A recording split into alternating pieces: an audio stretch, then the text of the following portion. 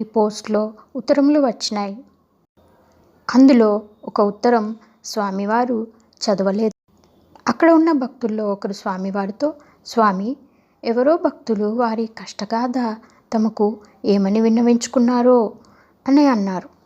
అప్పుడు స్వామివారు చిరునవ్వుతో, ఇది కష్టగాథ కాదు, సుఖగాథ విన్నవించుకున్న ఉత్తరమే. అందులో ఉన్న సంగతులు మరేమీ లేవు. తాను పుత్రవంతుడైతినని, ఆ పిల్లవాడు 2 దంతములతో జన్మించినని, శాంతి ఏమైనా చేసుకోవలనేమో సెలవివ్వమని ఒక భక్తుడు నాకు రాసినాడు. అతను వైశ్యుడు.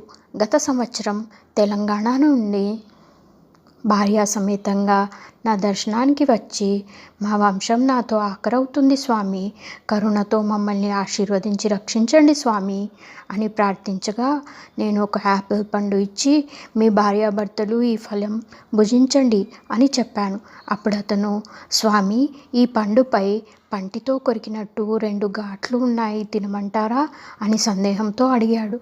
అప్పుడు నేను, ఏమీ భయపడకుండా తినండి, మీకు జన్మించే పిల్లవాడు 2 దంతములతో జన్మిస్తాడు అని ఆనాడే చెప్పగానే జన్మించాడు. ఆనాటి సంగతి మరచి నాకు ఉత్తరం రాశాడు అని సెలవిచ్చి ఆ కవర్ని చించి ఉత్తరంలో ఉండు ఆ పంక్తిని అందరికీ చూపించిరి. అందరూ ఆశ్చర్య ఆనందాలతో మునిగిపోయిరి.